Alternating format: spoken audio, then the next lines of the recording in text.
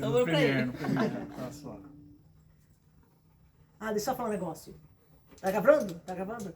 Tô Gravando.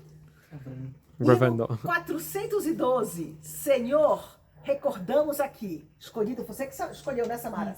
Samara escolheu esse hino pra vocês. E temos aqui 2 casais hoje. Casal Campos Geraldini e casal Padiar, Cena Padiar. Cena Padiar. Sena Padiar. Chique, chique. Então vamos lá.